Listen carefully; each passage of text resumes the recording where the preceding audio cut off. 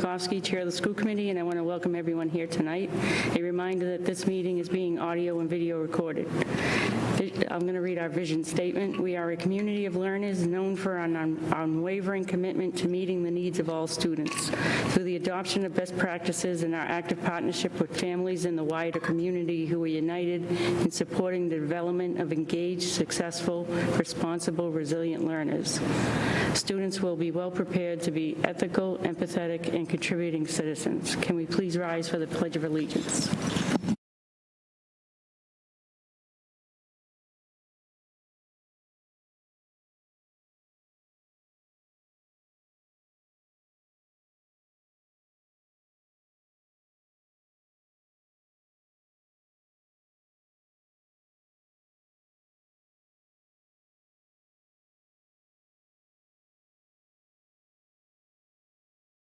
Oral communications from the public. Seeing none.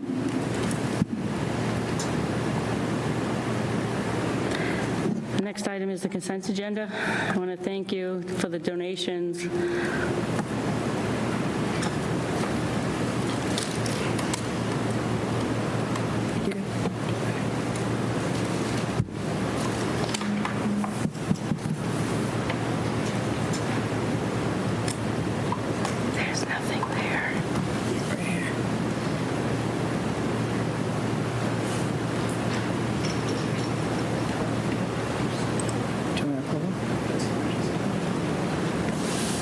One second, please.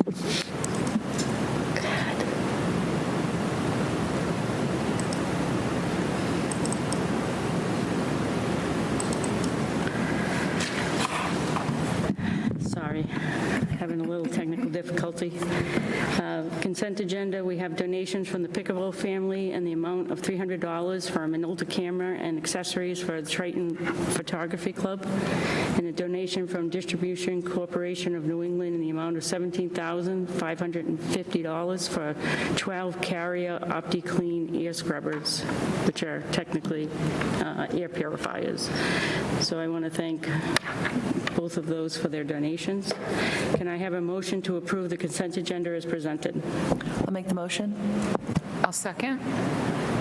Any discussion? All those in favor?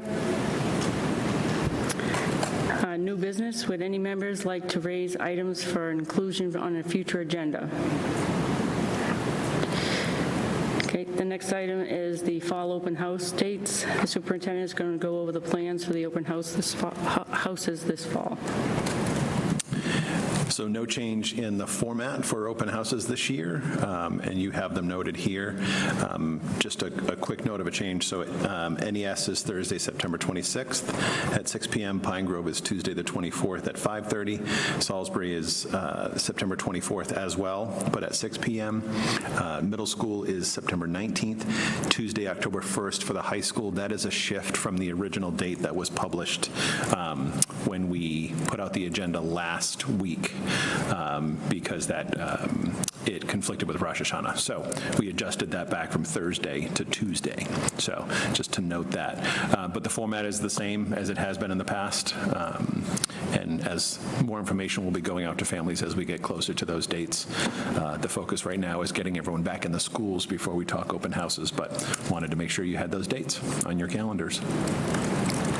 Thank you. Two questions. One with Pine Grove and Salisbury being the same night, is there going to be any conflicts there? I know there's some families in the district that have kids at different schools. Yeah, so there was discussion about that. Generally, we make sure that the elementary, middle, and high school doesn't have a conflict. There are a couple where there are students through programs or otherwise. There may be a few conflicts, but the dates ran out of dates in order to. Ideally, yes, then all of them are on different nights. The primary focus is we have many families who have a student at Pine Grove in the middle and the high school. And then the other question is just, is there a way to put this together in the spring? I have had a couple of parents say it would be helpful to know when these are because they come up so fast at the beginning of the school year. So. Oh. Haven't ever discussed that, but happy to look at that. Yeah. know when those dates are prior to like the, We haven't historically made those decisions in the spring. The follow-up question is, could we? And I believe we could. It's just a practice we've I just wasn't even always. saying the spring, I meant like when you send out information like in August for what parents have for, Yeah, so they're known now. So yeah, so for those opening emails, that could be yes, that's what I included. meant. Yes. So yes. not even in the spring, but Just getting it out sooner often. Yep. any other questions? So Linda, can I just go back to what Paul was asking versus what you had just said? So I would agree with Paul that having them when, like earlier in the summer at least for planning purposes, because they do come up awful quickly, and taking a look at them to make sure that you are carving out time in your schedule to be able to go in and meet the kids' teachers at the beginning of the year is really important, I know. And with the timing of the dates being given out, Salisbury's date wasn't available last Friday for people to see. So that is really, really new. So just to try and see if we could get them out a little bit earlier. Well, what I was suggesting to Brian is August 15th seems to be the date that they Understood. send all the information. Gotcha. So that's why I was just saying if they sent that as well, Yeah. it would be common and people would be used to that being in the August 15th date time as well. If possible, to the format for open house, because I don't know if the other elementary schools, Salisbury's has changed a little over time, so whether it's a family-style open house or parents only, because that can change availability. And making sure that's communicated, you're saying? Communicated, like, is this a family open house, or would you only prefer to see parents? Salisbury's just shifted a few times back and forth, so just kind of communicating that ahead of time, too, would be helpful for planning. Absolutely. Any other questions? The next item is school committee goals.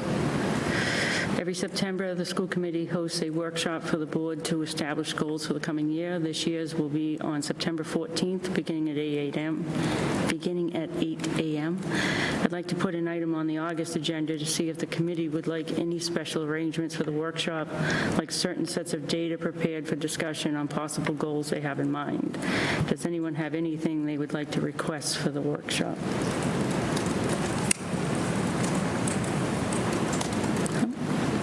Seeing none. The next item is the summer programming update.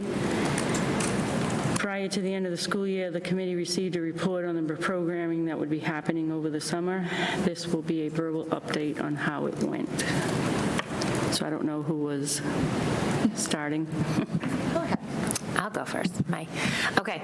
So we have, for the special education program, we have a program at Newbury Elementary School, which houses students, our ESY program for our TLC and our ALPS program, which are in-district programs. We also have students that come from around the district in elementary, at the elementary level that attend ESY at NES. And then we have tutoring at each school at the elementary level. So this year that was the first year that Joelle Coleman, our special ed coordinator, ran the ESY program at NES. And she did a great job of supporting staff, kind of coming up with some consistency through the district, through the program, and I received nothing but positive feedback. So it was an excellent summer for that. The students loved playing outside. It was reported that their favorite activity is bubbles and the swings, which is always fun in the summer. And just, a part of the summer school is just keeping up with the socialization for the students. So just engaging with their peers outside and in the classroom in structured activities and unstructured activities. The teachers did a great job, as always, of making summer school fun. So students came to summer school. Tutoring is always, the attendance isn't as consistent as ESY. We do see, vacations and things like that, obviously. And at the end of the summer program, like every year, the fire department came and sprayed down all the kids, and they loved it. So that was the elementary level. And then the ESY for the high school and the 18 to 22 program in the middle school, Rebecca Takejian ran that. And that program, they do a lot in the community. They visit different community places and activities. They do team building. They do workplace safety, employment, self-advocacy, financial literacy, health, hygiene, and wellness activities throughout the summer. Getting them ready, a lot of the 18 to 22 program, it's getting them ready to be in the workplace, as they move forward. They also have a social skills blocks, which a student were engaged in participating in small group board games and just structured social activities to prepare them when they do go out into the community. The final activity, they go out for breakfast and they kind of apply or they implement all of the things that they've learned through the summer, and they sit and they order off of the menu, and they're out at the restaurant. And this year, the CPAC funded that for us, which was really great. They've been doing a lot for our programs in the district, and we were really excited that they could be part of that. And I know Danielle Blades was really excited to be able to do that for them. So that was great. So yeah, and the students were, like always, polite, appropriate, and they really enjoyed that end of the summer activity. So that was the summer program for special ed. Does anybody have any questions? I just wanted to say thank you to the staff for all that they do for the kids, because I know it's extra time that they're putting in to help our students, and it makes a difference that we have staff that are willing to do that. Absolutely. I should say, too, Sandy Susi plays a huge part in the summer program. The staff, Joelle and Sandy, did just an unbelievable job. Thank you. And it's great that the community, engages the programs that we have here. For sure. Thank you, Shannon. So at Salisbury Elementary and Pine Grove School, we had some enrichment programming that was funded through our ASOST grant. About a little under 150 students were registered across those two sites, and I was able to spend some time at both, highly engaging in both in the classroom and outside of the classroom. So very much STEAM focused, hands-on, a lot of outdoor learning, a lot of physical activity. Some of the teachers, though, in addition to the kind of engagement reported, are reviewing prerequisite skills that students are going to need as they move into the next school year, a sort of improvement in students' foundational skills as well, and then also talked about the importance of building relationships with students that are going to continue as they move forward.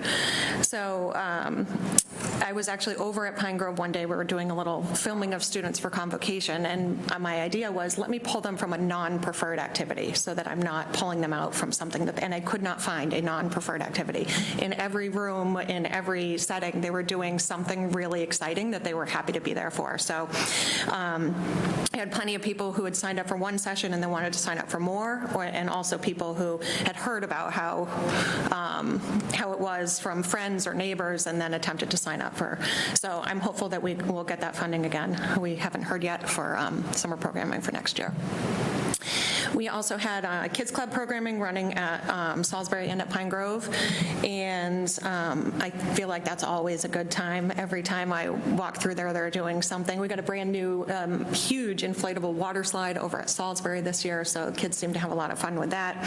And I believe they had a visit from Chronicle as well when they were looking at the breakfast program, and then a couple of football players showed up, and who's over there? When the NFL took over, I think, the Salisbury youth football, but all of the Kids Club got to meet a couple NFL players as well. So all exciting things. Does anybody have any questions?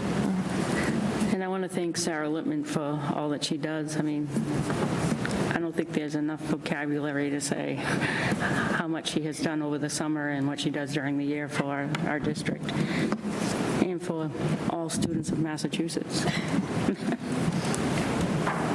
Thank you. The next is the superintendent's report. Superintendent Forget is going to provide verbal updates on any matters that would normally be in the superintendent's report. I think you missed that student cell phone policy. Oh, sorry. I mean,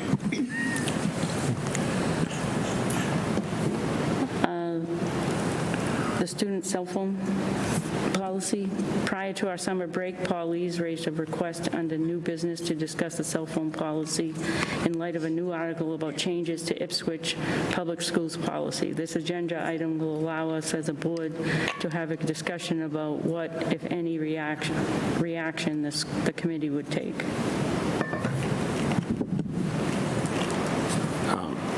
I reached out to, as chair of the policy committee, I reached out to the principal at the high school last spring, and Patrick was saying that parts of the current policy have worked and parts of it not, and he felt that it was working well at the beginning of last year and faded off towards the second half of the year.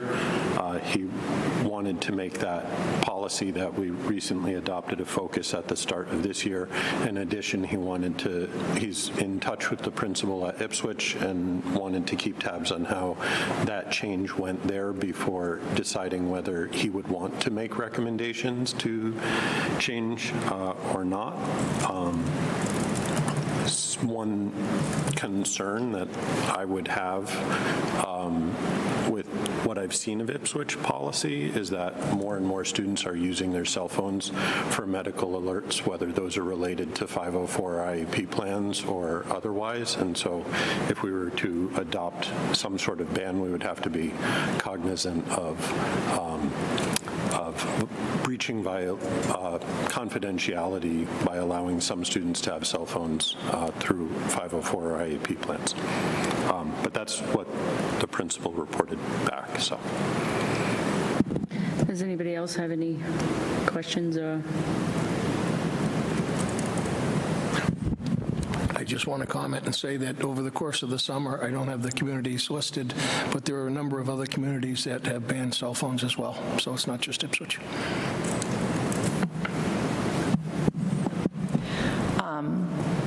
I guess this is a comment that I've sort of made before, but I think we need to do what's appropriate for Triton and what's appropriate for, or not what the mainstream is. So I appreciate Paul's approach, but also I think when new business comes in, it's more appropriate for the full committee to decide if any action needs to be taken, because there was no decision on the part of the full committee if any action should be taken.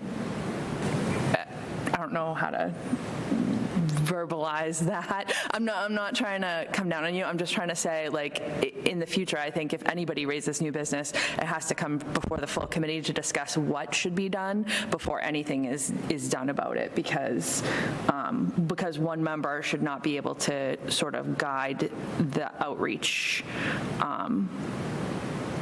that the committee does, if that makes sense. I agree with that. But also, I mean, I don't want anyone to be discouraged from bringing up new business for the committee to decide whether we take a stand on it. Paul did reach out to Mr. Kelly, so we can have him give an update later in the year to see if he's changed his mind on anything with the policy that he would like the policy committee to take up. But, yes.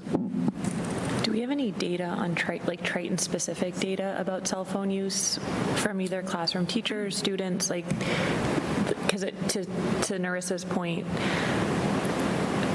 what would work for Ipswich may or may not work. And I know there's a ton of other towns, so I'm not discounting that. I would like to see how their decision came about, like follow it along and see how they got where they were, because that can inform, missteps that we may make in the future. I guess my question, though, to Narissa's point is, do we have Triton-specific data surrounding cell phone use? Are there positive uses in the classroom that teachers would lose? What kind of distractions are we talking? Are they in one area versus another, certain grade levels? Because we do have a lot of discussions about cohorts that struggle more than others. So is there, data that maybe a certain cohort needs more assistance with appropriate cell phone use versus a full Triton redo? I guess I'm just, Yeah, I would say that the policy as written last year, year before, I guess last year was the first full year implementing it, was a product of discussions that came through the high school and then back up to the policy subcommittee. So without having had a conversation with any teachers, I think Patrick would say to you that there are definitely teachers who feel like it's important that they have access to devices if the teachers want them to. The majority on a day-to-day basis, it's not necessary that they have them in their hands, their pockets, or otherwise. We talked about this, right? It's as much a debate about this, which is just as much a wearable iPhone as the phone here. So it's, can you ban Apple Watches? I think to the point that Paul raised, Paul Goldner raised, I think Patrick they really focused on it early, and then the energy over the course of the year waned a bit, and so I think it became more problematic where it had been more under control early on, and I would support them taking a look at revamping, because this is the topic du jour, right? Everyone, Methuen, Ipswich, so there's lots of local data for districts that are trying this. On a complete ban, Patrick's response in recognition of what the teachers have said is that the outright ban won't work. We need some of those devices. We've had a discussion about making sure that all students have and are using their district-provided Chromebook. I know many families can come in and provide, or students can come in with a family-provided MacBook that would perform much better than a Chromebook, but we use a product, for example, called ClassWise that allows a teacher at the front of the room to see what's on every computer screen Chromebook in front of them. If a couple kiddos have a PC and a couple a MacBook, they can't see what's happening, and I see teachers' heads nodding. We know what happens, right? They're not paying attention. So it's as much about these devices as it is about these devices, it is about these devices. So I appreciate the concern. I have concern, right? I think it is a distraction, and there's a lot of data and science that shows it's not good the amount of time we stare at this and this all day. So I think it's a discussion we have to have. I would like for it to be informed through the high school. Doesn't mean we can't have discussions with the middle and elementary as well. It's largely a discussion at the high school. They say phones away at the elementary school, never an issue. They say phones away at the middle school, I would say rarely an issue. It happens, but it's fairly rare. It's the high school, and it's earbuds, and it's right. So it's a bigger discussion. I like the topic, and I think we have to talk about it, but I think the right place is to have, whether it be with the full committee and Patrick coming here, or Patrick coming with high school folks to the policy subcommittee and continuing that discussion throughout the year. I don't want to say let's wait until March. Let's have kind of discussions over the course of the year to see both what's happening here as well as hear from, right, Patrick has his peers and other districts that are trying this out, to see what the pitfalls are, because it will be a challenge. I mean, I can tell you when we start to breathe that, parents do not like that in general when they can't contact their child during the day. We run into that very routinely, when we say you need to put that away, and they're saying, you know, my dad's going to call me, mom's going to call me, and then the parent calls the office very frustrated that they couldn't text or call their child right when they wanted to. That's not good, right? We can't have that in an education setting, so we have to address that. But it will be a large disruption if and when we say no. So that's my 2 cents. Can I just add a couple more cents on this topic before we move on? I think it's important to bring it home at the elementary and middle school, because the sooner we do that, by the time those kids get to the high school, won't be an issue. And I think it's as much of a topic of training and teaching the parents at that level about the non-need for devices in school. So I understand the concern about the high school and the pushback, but let's go at it also from a different perspective, and that is the elementary and middle school, so that by the time they get to the high school and years down the road, it's less of a concern. And to Narissa's point, I don't think we should get weighed down in the weeds about whether Triton is unique. There are a number of communities around here that have made a move in that direction, and I think for us to say, well, is this right for Triton, I think is really looking at the trees instead of the forest. that's fair, but I think that's also the job that we're assigned to do. Right? Otherwise, there would be one school committee that oversaw the entire set of schools in Massachusetts. Part of our job, right, is to make sure that Triton, right, is sort of supported based on the needs that are here. So I guess I have a question for Paul Goldner, since you opened this door already. Do you know if Principal Kelly is involving school council? Because I know that was a major factor. They were a major sort of organization, given that they have student, parent, faculty involvement. I think he was in a wait and see how the fall goes mode. Okay. And that's, That is fair. yeah. I can tell you he will involve his school council on that, for sure. All right. I know that for a fact. I could speak for him. Can I just chime in quickly? I just kind of think it's important to circle back, I think, to Narissa and like what you've been saying, Brian. I think we need to make sure that the educators are going to be involved in this discussion. I mean, it's easy for us to sit here and but we really need to be talking to people that are living it day to day. We also have to make sure that we're preparing students for the future. When they go to their jobs, when they have that, there's certain times that you can and can't use your cell phone. So we have to make sure that they're being trained that way as well, that once they leave school, you're going to have a lot more parameters, because I'm sure the teacher can't say, wait a second, I've got a phone call, So we just got to make sure that we're preparing them for future goals, future jobs in their lives. Any other questions, concerns? Okay, the next is the superintendent's report. Superintendent Forget is going to provide a verbal update on any matters that would normally be in a superintendent's report. Sorry, I'm going to keep doing this to you. I feel really good that you're so eager to get to my report. I mean, it really feels good. I have to say that. The problem is I had a glitch in my computer here. I'm here for you. I'll just, I have a job as a vice chair, and I'm happy to do it. It's not all the time I get to do stuff. Half my stuff was deleted from my thing. I can't get it. Thank you.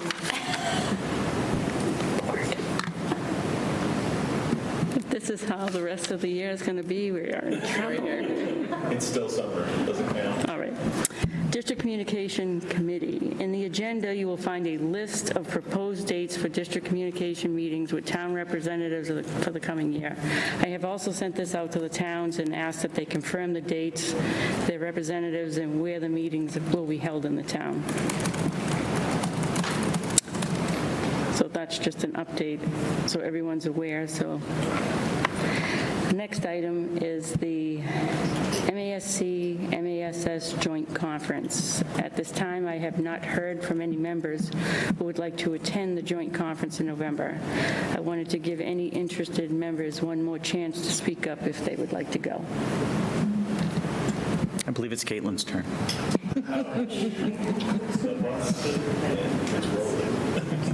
Yeah. That was rude.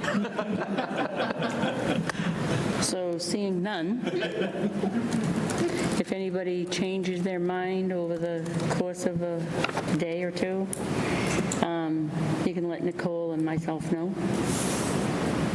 Thank you.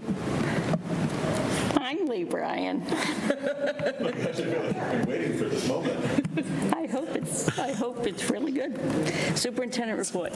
Superintendent Brian Forget is going to give his report. So I feel like I can't live up to the expectation now. So I'm giving you a verbal report because there were way too many things going on to put this on paper last week when the agenda was issued. So to give you some quick updates, summer hires, we are in a very good place, I would say that. We still have some openings for instructional assistants, which seems like a perpetual and ongoing, there's always at least one opening somewhere. So we do have a handful of IAs that we're still looking for. All of the majority of our classroom educators, we did have, this is kind of the new thing, we have people who are hired, they come on board, and then they walk away. A couple of years past, we had people who were hired, they just never showed up after they were, came in and met everyone in June. 2 people, one at an elementary and one at the middle school. So it's kind of this new world we're living in. This year it wasn't a ghosting, but we did have an educator who came in, is on the personnel report as a new hire. You'll see them on next month's personnel report as a resignation. So they came in, did orientation. It was a second career person and said, this is not what I thought it was going to be. That was at the high school level. So there are some positions, whether it be for a medical, a recent medical leave that will have substitutes in. But by and large, I feel like every year has gotten a little bit better post-COVID, post-pandemic, and that we've kind of settled into, we're getting good people. The quality of the candidates is phenomenal. So the one position that I had shared with you in the spring, I guess late spring, that Greg Kuliwick, our director of technology, if you follow him on social media, he's kind of had his hand in both worlds here in the district and also as a consultant working in the tech world. So he is going to be leaving to go do that full time. We certainly wish him well. He has resigned, but the transition is flexible, which is helpful because he's not going to a 9-to-5. He's agreed to stagger this so we can make sure we have a person who comes in, understands the district, all the responsibilities, and he leaves it in good hands. So as of 5 minutes before this meeting, I have a verbal yes from a candidate that I'm hoping turns into a signed yes by tomorrow, and we can begin that transition. If this does pan out, I'm certainly not going to say any names yet, but if it does pan out, I think we'll be in very good hands moving forward. Just to share with you, convocation was this week. Everyone returned. New hires returned last week, came last week for the first time in this here room. And then everyone returned on Monday for convocation, PD days the rest of this week. And the focus was on designing our portrait of a learner. That's going to be a theme throughout the district strategy. That's going to be a theme throughout what we're reporting to you. I feel like this is something that is this feels like something that's finally clicking as something that can unify us as a district. So that was the theme for convocation. I think it was received well. We have a design team. We have this group with 2 or 3 educators from every one of the buildings, ranging from kindergarten, well, she's now a second grade teacher, on up through Becky Takesian, who is our special ed 18 to 22 program teacher, Natalie Safley, who's a theater teacher, and Adam Lothrop, who is the self-professed science geek, Dr. Lothrop, and you've got classroom educators and special educators. So it's a great breadth, as well as students from the high school, Aiden Cashman and Maya Dupuy, who are student representatives. So that will be a large part of our energy this year in developing that. So that kicked off with some of the design team members being part of the presentation to the full group about the work we have done and the work we will continue to do. Report on instruments from last year. I had shared with you, we had donors. We now have the checks in hand for that 4th grade program. So that is rolling. Deb McKinnon did an early kind of pre-registration in the spring. We'll push that again when students return next week. Numbers are looking good, so she's going to continue that. We have that money in hand. The money for the in-house repair option has not panned out. I wouldn't say it's not over, but that has not panned out yet as far as that donation. So we're looking at other ways to potentially make that a reality, whether that be through Triton Education Foundation or other avenues, because I think that could be a real powerful way to put instruments in hands of kids who can't otherwise afford it. Because you all agreed last year to remove the fees, there is no fee.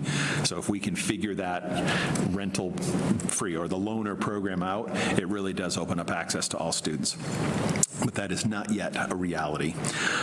Facility Subcommittee update, just to give you a quick, just so everyone's aware early on what we're at, or where we are at. We've continued to work with Kevin Provinger from Mabib & Associates, coming up with alternative plans. So we've done a quick assessment that carved out and proved, which we already knew, but you have to prove, that we have excess space, square footage-wise, on this campus, but all of the spaces are not necessarily meeting the programmatic needs, and or there are deficiencies like building security, keeping water out.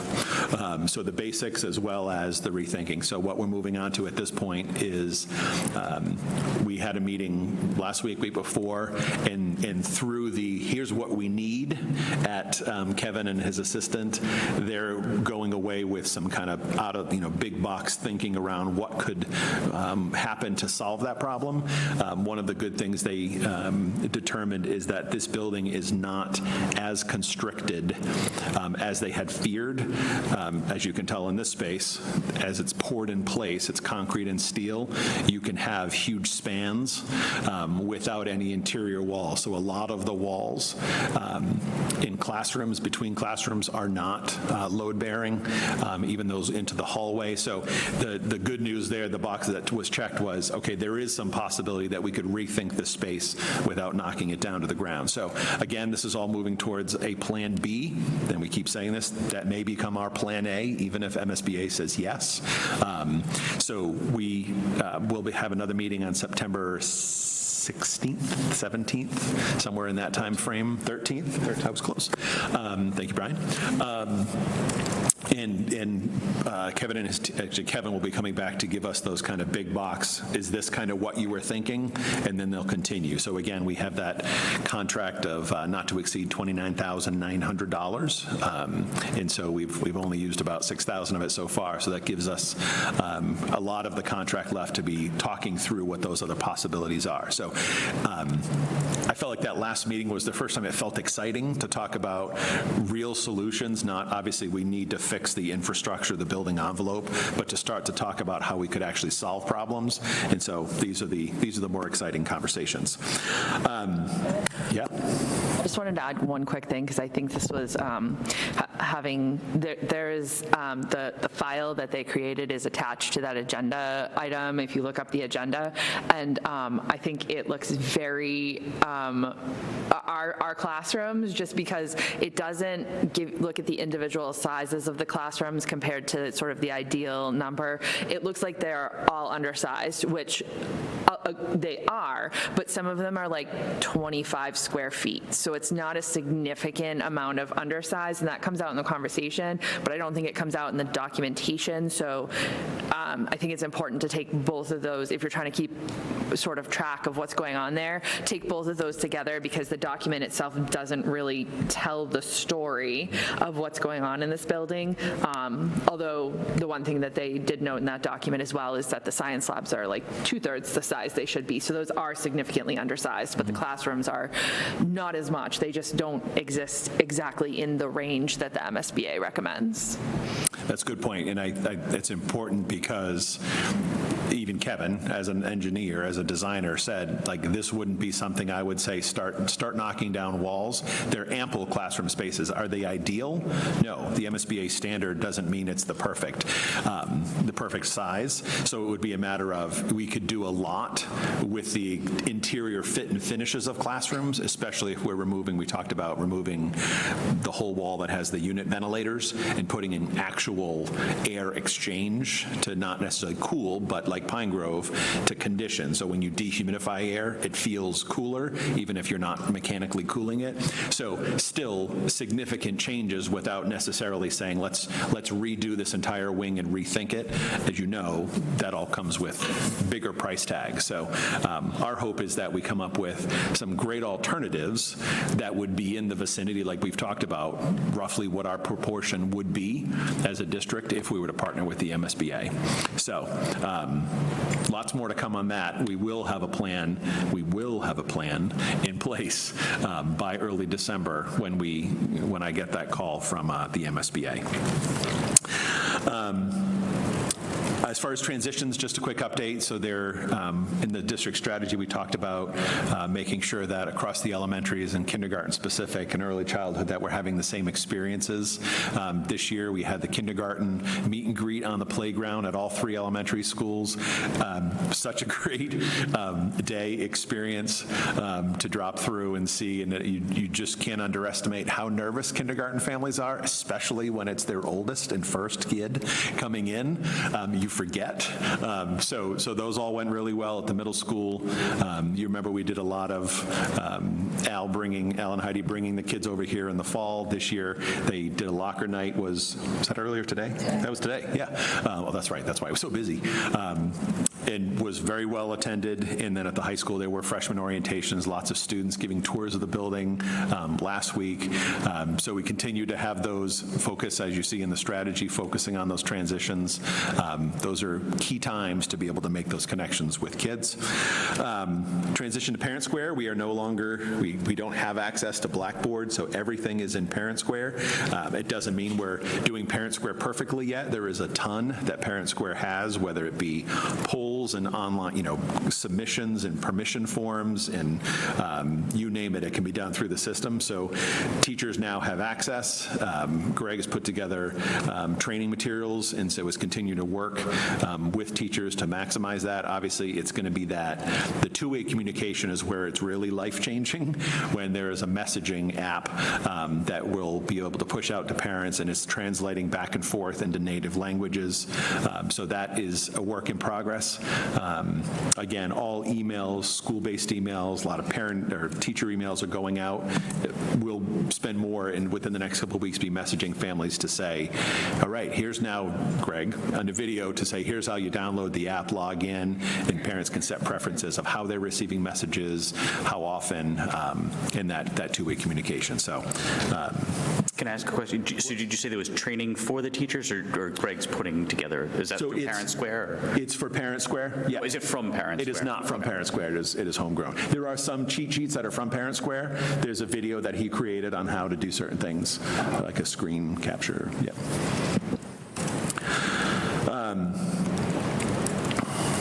What does that say? Can't read my own writing. Oh, so I may have written that a little quickly. So just to, obviously there's been lots of talk about Triple-E West Nile virus, a local case of someone who died in southern New Hampshire, not too far from here.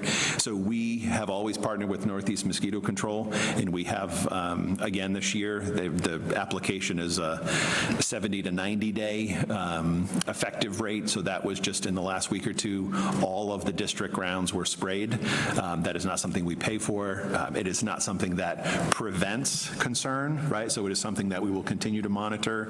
If cases tick up, if mosquitoes are worse, we can ask for a respray, or we can ask for some target spraying. So it's historically always helped. If you've been on this field specifically, it's not great as we get into dusk, later in September. It seems to be when it's the worst. So we'll continue to monitor that, but we have proactively sprayed all the schools, done everything we can to make sure that we're limiting the mosquito population as much as possible. And finally, just to mention to you, so I don't think I have to tell you, there's an election going on. It's fairly charged, and I want to make sure that you're aware that we are giving guidance to teachers about their role in that process. Teachers do not give up their First Amendment rights when they walk through the door. That is a fact. However, the work we do, whether it's me as a superintendent or a classroom teacher, cannot be partisan, or it has to be impartial. It can't be something where we're trying to convince someone of something. And so there's actually a document that I will thank Dr. Bates put together, and has that gone out to teachers? I know we talked about this week, and that will be something we continue to talk about between now and November 4th. Right, politics is hard, and teachers are human, so it's hard for people to bite their tongues. I get that. Trust me, I do. do, but we're going to continually be reminding folks that at the end of the day, our job is to facilitate. And that doesn't mean we don't talk about it, especially at the high school level. I hope we're talking about it. I hope we're debating issues, but I hope we're presenting them impartially, and so that the dialogue can happen and we can teach people how to have open minds and listen, right? We're not indoctrinating, we're not convincing. We're teaching people to have open minds and to think. So just wanted to put that out there. I know that there's no way you're not hearing about politics, and I'm sure you'll get questions from parents about, what does the school do? And I know we've had issues with teachers taking specific sides, and it's something we're addressing. I will say Patrick and I have spent a lot of time talking about this, and it's something that he's already directly addressed and will continue to address. So I just wanted to make you aware of that. Could I actually just say something, just in the hopes that people are watching this too? I hope that community members will keep that in mind as well. I think, working in a school, one of my big concerns this year is creating a hostile environment. It's something I talk to my teachers about, where I feel like the rhetoric in the past, where you could bring up certain things in the past and it was well within the bounds of what was acceptable in the classroom. I feel like the political side has shifted. So I definitely worry about that, but I think it's also very possible for students to come in and create that type of situation. And so the teachers, in addition to needing to be careful as well, anything that community members can do to remind their students that this is a community and this is one place, and I think that will make things a lot easier for the teachers all told. So hopefully the whole Triton community will be thinking about that. Could we, as part of your verbal update, get a status on buses, please? As part of my verbal. Yeah, I just know things that were delayed, and we got the message from Yes. Brian Perry, and I know some parents have seen bus routes changing in Aspen, so I was just wondering kind of where that's at and when final routes will be going out, because I know families are looking for those, just mostly for timing purposes, right, for pickup and drop off. Yep. Thank you. Yeah, I'm hoping to have something pushed out tomorrow, is the hope. I got a list today, and I still want to make sure there's more families that we want to add to get them in, at least on the initial pass. I know it does evolve as the school year starts too, but I want to get something firmed up. My hope is tomorrow, before the end of the day, I have something out there and pushed out through Parents Square to let parents know that they can go in there and they can find what they need, so. So is it just a configuration issue, or is it, have we had to drop an additional run, or are we adding back, or is it just the way that the distribution It's just the way the routing's getting done through NRT. We haven't lost or gained any additional runs. Okay, so there are those two unfilled Yes. ones still, and that's it? Okay, thank you. Yeah, so part of this has been the data in Aspen getting out cleanly to export to them, and there was some that were students who were registered who were sitting in a queue rather than showing up as needing a bus run. So it was like 40, 50 students, right, that had newly registered that weren't routed. So that changed some things. That shouldn't have necessarily, bumped your kids off of a run. It didn't change runs. It was mostly adding a stop here and there. And then obviously, as this is bus season, so I'm just glad it's his inbox and not mine anymore, but obviously there are routes that are changed or stops that are added. And secondarily, I would just say, it continues to be a challenge with NRT. Just leave it at that. Okay, thank you. It's nice enough, wasn't it? So Brian, I'm just wondering, at Convocation, did you address the election with any of the teachers, or the group rather? It did not come up in Convocation, no. Just a question on bus runs. Is it usually this late that parents get the information? This is later than usual, for sure. Okay. Yeah. Yep. Does anybody else have any other questions? Can I have a motion to receive and file the August-September superintendent's report as presented? I'll make the motion. I'll second. Any discussion? All those in favor? The next item is the monthly personnel report. Attached to the agenda is the, is mine working? Attached is the agenda, to the agenda is the monthly personnel report, which lists all hires since the last committee meeting on June 12th, 2024. So can we have a motion to approve the monthly personnel report as presented? Actually, can I ask a question before we do certainly. that? I don't know if this comes under personnel. Do we have a student representative joining us this year? Technically not personnel. Right. Just occurred to me. Stacy Bolio is working on it. All right. Right. I almost forgot her name. I'll make the motion. I'll second. Any discussion? All those in favor? The next item is the 2024-2025 District Strategy for Improvement. I'm going to turn this over to the superintendent to take us through the proposed district strategy for improvement. Thank you. So this can be a really long exercise or a shorter exercise. Based on feedback from previous years, I have understood that you would like this to be a shorter exercise.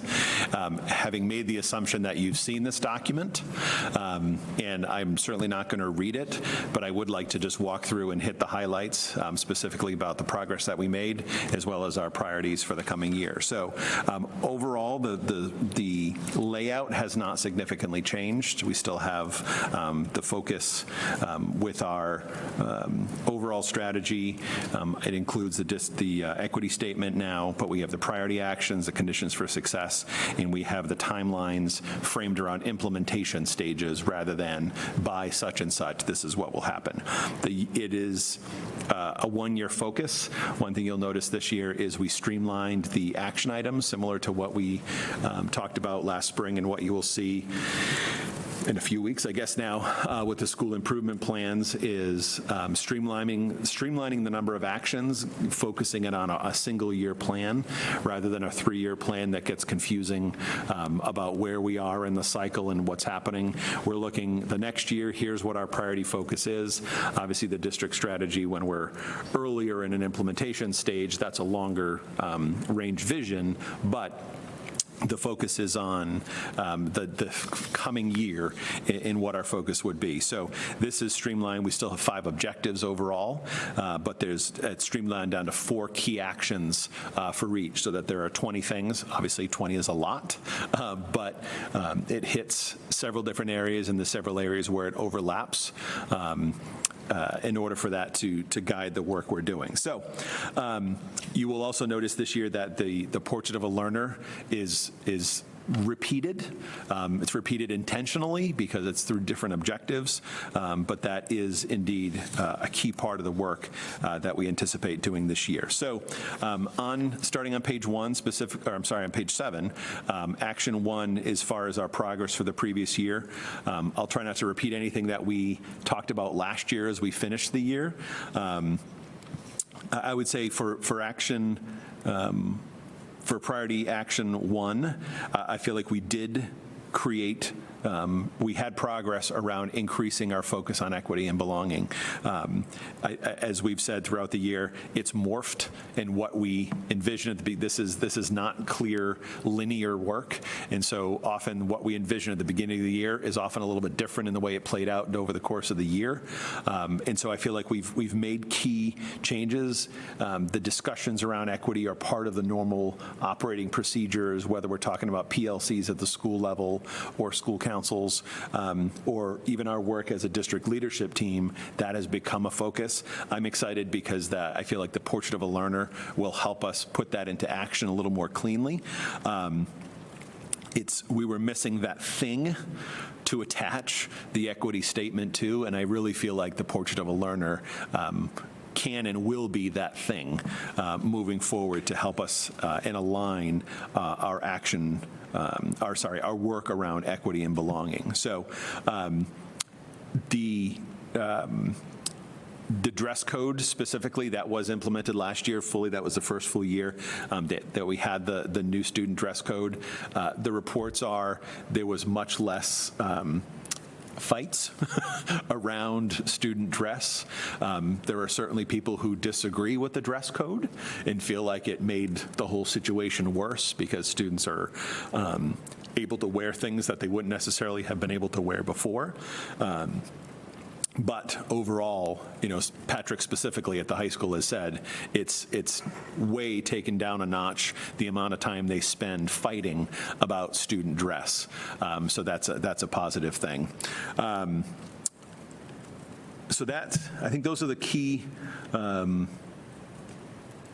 key actions and progress around, progress around Action 1.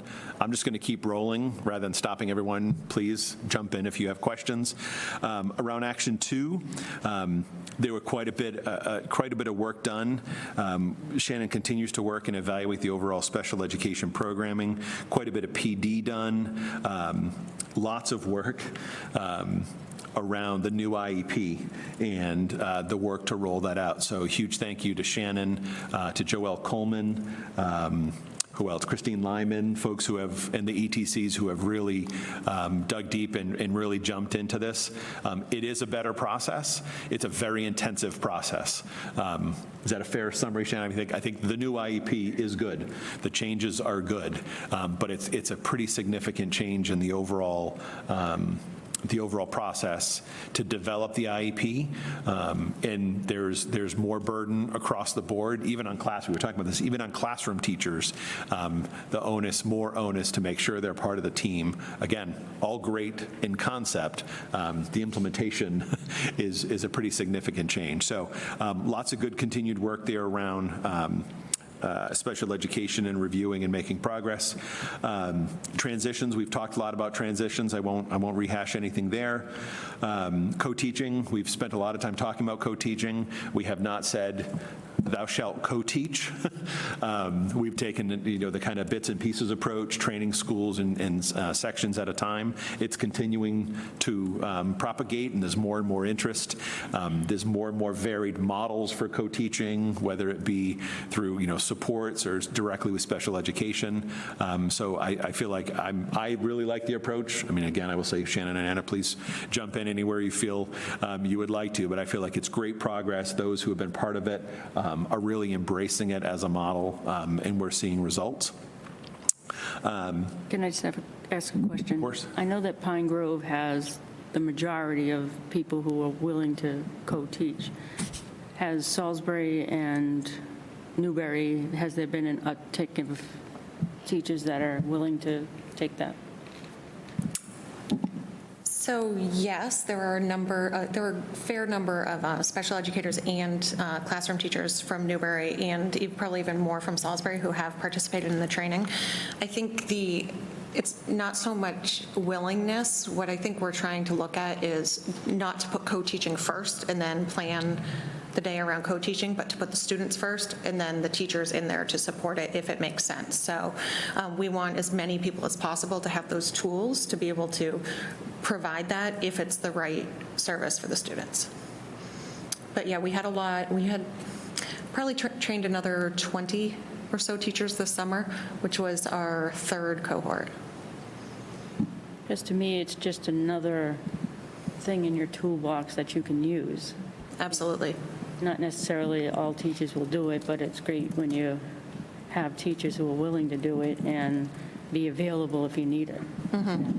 And we are trying some different models of that too. There's, at the high school, we have a math teacher who's actually pushing into an academic support to co-teach in that setting rather than doing a co-taught mathematics class. So we're looking at using that as different supports when it makes sense. And that's the first time we've done that. So we'll definitely be keeping some data and seeing how that goes.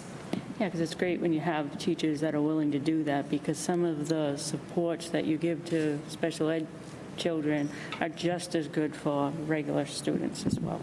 Yeah, and it's not all special education. We have a number, our Title I teachers most of them are trained, so we have a lot of co-teaching going on with Title I. We have co-teaching going on with our English learner teachers as well as general educators. So I think there are lots of benefits to having two certified educators in a room, not necessarily a special educator and a general educator. However, just to put it out there, we couldn't say, hey, we're 100% student co-teaching right now, because when you're talking about it's two licensed educators in a classroom. The old model was literally one special education teacher and one education teacher. As we've been talking about over the last couple of years, there's other ways of doing it that isn't as costly, but it's not as simple. There's a money game as well involved in that. So it is good, and it most of the time is the better alternative. So it's because if you have a science teacher and a math teacher together co-teaching, that's just amazing. Yeah. Yep. Yep. For sure. Any questions? Okay. As far as our before and after school programming, we now do have our programs, Kids Club running at all 3 elementary schools, continue to run explorations. We have explorations now running at all 3 elementary schools. We have ASOST programming, which is under 21st century, hot off the press. We have not received, we've applied for the grant for this coming year. We have not We had it received this past notice. So yes, and we had it this past year. We don't know if we are going to have it moving forward, but we don't know that we're not going to have it. So I'm going with the positive. I like that framing. I don't know I'm not going to win the lottery. So we continue to look at before and after school programming and develop it where it's appropriate and where there is interest.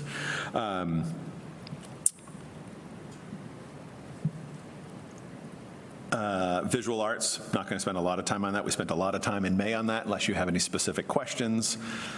The focus on that this year will be doing more assessment around the models that we identified, and there's still more that I'm looking into, what is viable and what is right, to Narissa's point earlier about deciding what's right for us here at Triton, what is viable and what do we want as a community will be the focus this year.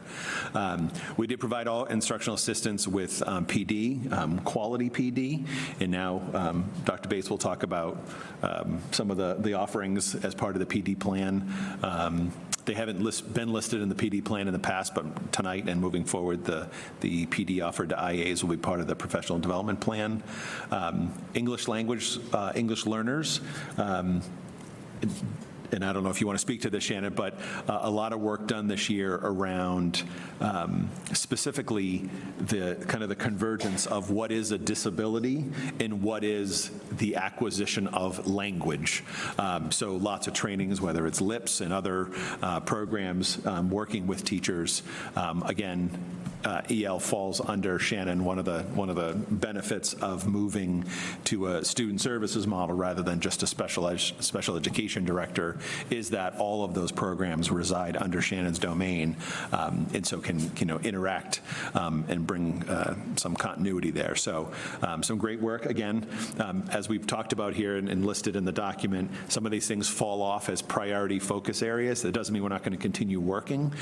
We're just trying to make sure that this plan identifies the highest need areas. So that is something that will continue, a lot of progress, but that work will continue. Again, I mentioned earlier around question. I think this is where I can ask this question, but it might be more for Anna. But speaking of IAs and English language learners and support, do IAs and support staff in the building have access to 504s and IEPs?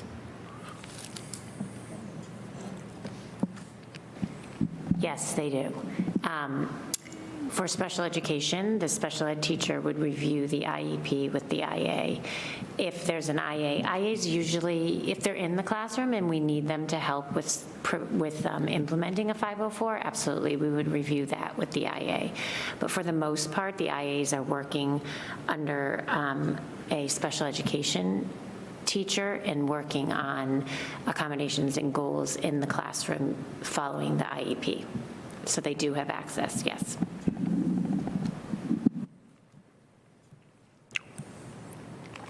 Okay. Talked a little bit earlier about kindergarten, and that was a focus area, and specifically with having added the early childhood coordinator in last year's budget, putting some alignment between the 3 elementary schools and that kindergarten orientation play group is one example of the work being done. So again, that work will continue, but now with universal full-day kindergarten, we have everything aligned, and we'll continue to make sure that that's the case. Won't say anything more about the statement of interest for the middle school and high school. That is a work in progress, and I feel good about where we're at. For under 3A, we started last year with the vision of a graduate. It morphed into portrait of a learner, and I've already said a lot about that. Won't say any more. That is going to be a continued focus. In this 3B, 3D 3B, 3C, and 3E focus around history and social science frameworks and the work done CKLA, which is an EL, which is the K through 8 ELA program implementation, and then the math work. That was 3 separate action items. There was work done under each listed there. We're going to continue the pilot for 4th and 5th grade social studies. For CKLA, full day of training today, right? That work and support is continuing through various grants, and we're set to do, there was some work done last year, and then we're set for a pilot this coming year in grades 7 through 12. For mathematics? For mathematics. Yeah, 7 through Algebra 2. 7 through Algebra 2. So you'll see when we get to the goals for the following year, it's an academic goal. Rather than calling those out as separate action items, it's one with a focus on making sure that one, anything we put in that action becomes a priority. The environmental pathway I noted here, we're not running that this coming year. And again, we're not running the courses. The pathway doesn't go away, but in order to keep those kids on that trajectory, the courses, we've run some pretty small sections over the last year and a half, and we weren't able to continue that. Just when you have sections of 3 or 4, that's great for those specialized AP environmental chemistry. It's a pretty niche course.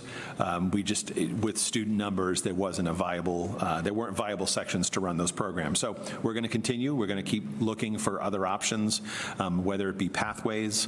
Had a great discussion with the newer fire chief in Newbury about work done in a previous district about creating, public safety academies and things like that. So Karen Cassidy, who lives right over there, has done tremendous amount of work on vocational and secondary education or post-secondary education options, and that will continue to be a priority long into the future.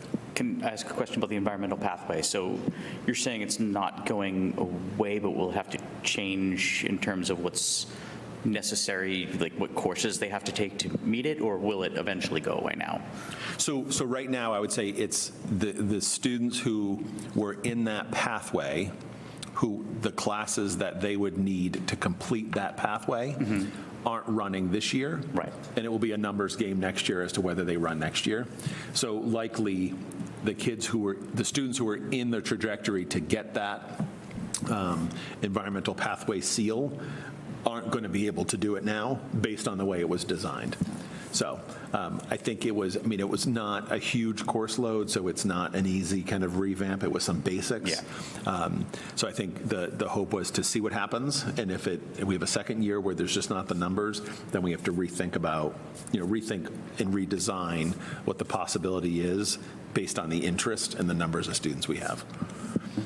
We have a shrinking population at the high school for the next few years, and then the bubbles coming in. Kindergarten in Newbury has the largest kindergarten coming in. 64 students across 3 sections, no choice students. So significant numbers, Newbury seems to be increasing now, where Pine Grove has been increasing in recent years, but the elementary numbers are bubbling back up.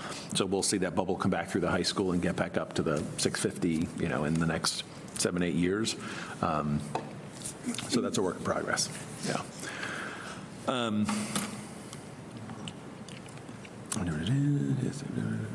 Mathematics we talked about, and then the Chromebooks. So we did, thank you. We included the 3rd year of the Chromebook implementation. As you'll see in the focus for next year, we need to fund that one more time to be fully funded, but now the focus has turned to, and this will be a priority with the new incoming director of technology, is how we're using those devices, even what are the expectations. So at the elementary level, what grade do we say, you know what, this is as much about autonomy and teaching independence and responsibility? Is it 3rd grade we're saying, okay, you're going to start taking the device home in 3rd grade, and it varies across the 3 schools. So things like that will be the topic over the coming year to focus on. Now that we have the devices, we believe these are the right devices, are we using them efficiently and effectively and consistently across the district? I don't see any hands, so I'm going to keep going. Chronic absenteeism, we've talked a lot about it. Some of the data that I was looking at with Patrick, we've seen some good positive improvement, but that will continue absolutely to be a priority. Around wellness, you heard from Matt Jackling last year on kind of the needs and where we need to go. We now have the frameworks. You can see the focus for the coming year is around finding and developing a plan to implement those frameworks. It's big, it's a lot. It will require some significant changes, but by the end of this year, we have to have a plan as to how we're going to address those new frameworks. Keep taking my glasses off and then I can't see. Talked a little bit about the internship program, MyCap, made some great progress. The numbers of students, again, still not a huge number of students, but we'll talk about in the plan for this year. By the end of this year, we will have an aligned schedule in place to go into next year. That is something that has ebbed and flowed, but now in talking with both principals of the middle school and high school, whether we're talking about a revamped building or programming in general, there is far more value in a aligned schedule than there is on having two separate schedules. So that type of work, as part of that work in aligning a schedule and recreating a schedule, we've talked about ways of making it more accessible for students to have an internship in the second half of their senior year. It has to do with rotating waterfall dropping schedules that we won't get into, but that's all a work in progress. But the work that Karen Cassidy has done as the career counselor added to the guidance department has been 2 full years now, I think, since we've had her. Just a tremendous amount of involvement and opportunities for kids. I love you guys, the standard response protocol. I'm actually excited there's a regional, pretty much all of the area is using the SRP. There's a regional training happening in September and again in October using one of the empty elementary schools that we'll have an opportunity to participate in. So we continue to work with that protocol. The focus for the coming year will be around the reunification specifically. Collaborative problem solving, we've trained several. We've moved to the train the trainer model, and through a Tower Grant Foundation, we'll be able to continue to train folks internally. But those practices and techniques are being used and they're effective, and we continue to grow that with regards to behavior and behavioral health and interventions for students. Moving to 5, Parent Square, we've talked a lot about it. It is now our platform. It will just get better from here with this, as to how we will be able to maximize the effectiveness of the platform. Plan for the middle school, high school campus, we got that. Communication strategy review, that is still something that we continue to make improvements on the communication. It has become or it remains a focus. I think we've done a lot of good things specifically with that shift to Parent Square and the capabilities it will have. Not fully there yet, but that continues to be a priority. You know the leadership team and the schedule and the work that we do, and we have a very powerful leadership team. The current leadership team, the shifts will be for the current year. We have a new assistant principal at Newbury Elementary School, and we'll have a new district technology coordinator. Other than that, the leadership team is intact, aside from Michael taking the helm over at Salisbury Elementary School. And then the last thing there, 5E, there was the District Technology Committee has not met in several years. That will be a priority focus of the new director, so that we're making sure we have an informed discussion and decisions around technology moving forward. Any questions about last year? It's good to take you back. Okay, so I've kind of talked a lot about the new stuff as well, so I'll just briefly go through. I won't say anything more about equity and belonging. It's going to be a focus. It's going to be a focus of your goals. It's a focus of my goal, right? It is a focus, and I'm really excited about the portrait of a learner and how that will help us put this into action. Developing the portrait is an explicit action as well as embedded throughout here. And then obviously 1D, continuing to make sure that that's a focus of our goals, that we remaining aligned, and this is remaining a priority, and it's not something that falls by the wayside. In 1B there, just to call out specifically, we're developing the portrait. We're also going to implement the quality school measures surveys. I think we said targeting late January, early February. We need to refresh that conversation and get into more detail to confirm the actual questions throughout the fall. So we're ready to implement that. And that will be great baseline data that we'll use as we move forward to determine are we making decisions that advance what we have said are is our vision and our goals through the Portrait of a Learner, the core competencies that we'll develop through the portrait.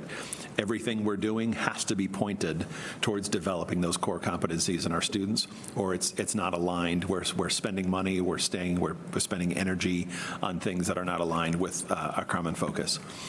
Objective 2, again, you see Portrait of a Learner again. Continuing on transitions, there was a lot of work done last year on the middle school transition, elementary to middle. I know there's a lot of stuff and things that Patrick has been thinking about, that transition from the middle to the high school, and making sure that it's not a one-time or two-time opportunity. But we've spent a lot of time talking about if we're going to have an aligned schedule and we have an opportunity here, there should be a lot more involvement, and this side of the wall should be a lot less foreign to students when they come across than it currently is. And I know Patrick is committed to that as well. 2C will continue the review of performing arts, and again, the goal this year will be to bring to the community options for what a program could look like, whether that be mandatory or non-mandatory, optional, and at what grades and what levels and what disciplines. So that will be a key component this year, is bringing it to the community internally and externally to gauge what is right for our community, not what any one person may determine to be right. 2D there, obviously we will have a plan B that may be our plan A by December. I'm going fast. Jump into 3A, no one's stopping me. Good. Again, you see our Portrait of a Learner here. Again, 3B is that specific priority action outlining the work for the coming year. It will be implementing a math pilot in 7 through Algebra 2, I believe you said, as well as continue with that CKLA, and there will be a continued pilot for grades 4 and 5 for social studies materials. 3C, I mentioned that. We will have an aligned schedule. Just to clarify, we will have an aligned schedule determined by the end of this year to implement next year. The schedule will have no alignment this year. So, but just so you're aware, that has to be done by January, February timeframe, because that's when all of the scheduling and course offering starts at the high school, earlier than the middle school.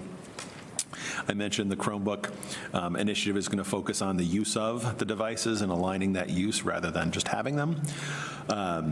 Chronic absenteeism is there, 4A. It will continue to be. It is, kids can't learn if they're not in school.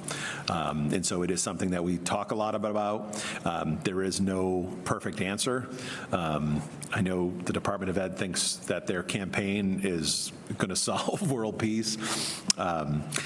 It's hard to get kids to school when parents don't care either. So it is something we will continue to work through and find new ways to get kids here. I had mentioned earlier, we have to have a plan by the end of this year as to how we're going to address the comprehensive pre-K through 12 health and wellness curriculum or frameworks that were issued by the department. Continue with the MyCap and career opportunities here at the high school, and also finding ways to bring that career opportunities down to the middle school. I know there's been discussions, I've sat around the table, whether it be through TEF or with TEF, and one of the things we talked about with an aligned schedule is the ability for the work that Karen Cassidy is doing to be a 7 through 12 effort rather than just the high school. Linda, you had a question about a previous one. Gavel you. No, it's fine. You have to finish your thought. It would have, yes. A question I have about the, getting kids back into school. Have you thought about reaching out to like the community? I know that you have the firefighters and police officers that come to the schools for High Five Day. I mean, is there any way to engage the community in that aspect to possibly talk to the kids and families that way. Yeah, I mean, yes, those conversations are ongoing. Salisbury has formed the Salisbury Youth Coalition, and when we go to those meetings, it's everything from fire and police to community resources to parents, you name it.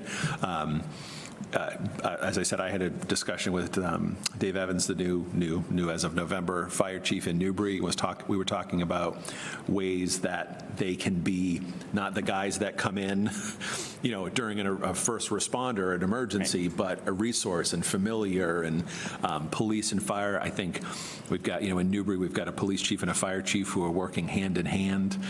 So I think the resources are there. Ultimately, and feel free, anyone else, to chime in, right? This comes down to kids have to want to be here, right? If a student is going to be here and engaged, first battle is getting them here, and not everyone, right? I mean, there are a lot of kids coming into school and engaging and succeeding, but those students who are at risk and not coming in, we first have to get them through the door, and then it's getting them engaged. And so the getting them in the door, we can figure out. Not always, but that's easier to physically get them here. It's the engagement, so it's about, and Patrick, you've heard him talk about student agency and student voice, and making sure, even around our portrait of a learner, we've determined and spent a lot of time talking about that definition of learning. I'll be sharing out an email with the whole community tomorrow, updating with that updated definition of a learner, and that's just the starting point. This is what we're saying learning looks like, and we have to be willing to say, okay, then my practice as an educator isn't aligning with the who, what, when, where, why, or how, and so I have to adjust my practice, and that's uncomfortable for some people, and for all of us, right? To some degree, we all have to change our practice. We spent some time talking with the leadership team about, right, the effort. If effort and output isn't matching, the only thing you can change is the effort. And there are a lot of people working really hard, doing incredible things, but we might need to change it up, or it might be about alignment, or it might be about a tweak here and there, and it doesn't mean that the efforts were bad, but if they're not working and engaging and producing a result, we're spinning our wheels and working really hard, right? I don't think there's anyone who's not given 110%. And that's why I was saying that reaching out to the community, because I know your resources are thin as well, but reaching out to the community to see what other options you have to try and engage those kids to come back to school. I think that one of the things that we've talked about is that our schools they've done so much with chronic absenteeism, but they've done it in their own schools. So we've created a committee of district throughout the district so we can try to come up with some district processes. And part of that could be talking about how can the community help us as a district. So we're starting that in September to meet and take what each school's doing and talk about how do we put this together so that we can work as a district to get the kids back in school. And it's about supporting the families. It's a lot of mental health and supporting the families and so that can absolutely be a discussion. Just out of curiosity, do you know off the top of your head what our chronic absentee rate is according to Department of Ed? There's not a new published data point. I was looking at it with Patrick. I want to say it improved by like 9 percentage points. I don't know it. I want to say it was in the 20s. Okay. Right.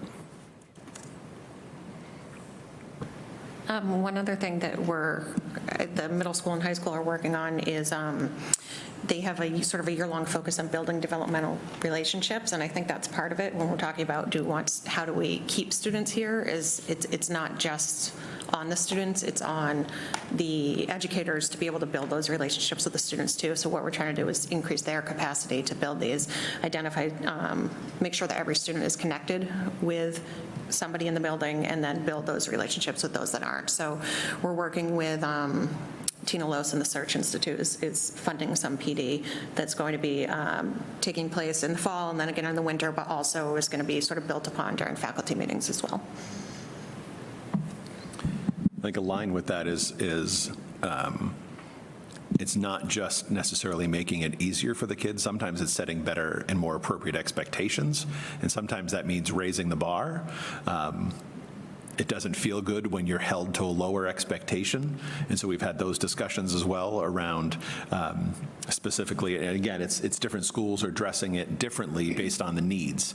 But it all, to your point, right, it takes a wise woman once said, and it does. But we need to be leading that charge and figuring it out, and I'm glad you mentioned that. I forgot about that, Shannon, thank you. That committee that you pulled together will be key to help identify those things that we can do to re-engage those kids. Just one other question. I know that you have the advisory at the high school. Has it been pushed down to like the middle school? There is no advisory anymore at the high school as of last year. As of last year, right? Yeah, 2 years ago. But instead of advisory, there is Viking Block, which has allowed us to bring interventions within the school day. So we're not expecting students to stay after for extra help, that's available within the day. So trade-off. But I also think it's spending extra time with faculty members and building those relationships that we wanted to be built during advisory. So the I'm sad Viking, because I don't have one, but. yeah, exactly. I don't have an advisor anymore. So the Viking block extends and it rotates. So the Viking block is tacked on, depends on the period.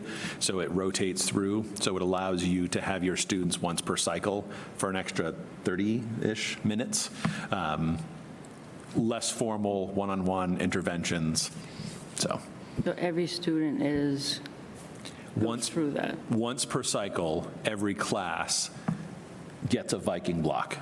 So it's like Say that third right? block, and when it rotates, the period changes each day, so every 7 days, you get the extra 30 minutes for each one of the classes that you're in. And it's the whole entire class stays in that class with the teacher. New material is not supposed to be taught, but it's supposed to be given an opportunity for anybody that needs extra help or wants to talk to the teacher can utilize the time to do that. So it could range from one-on-one conversations to a whole class discussion, reiterating something that maybe didn't make sense that they went over 2 days ago.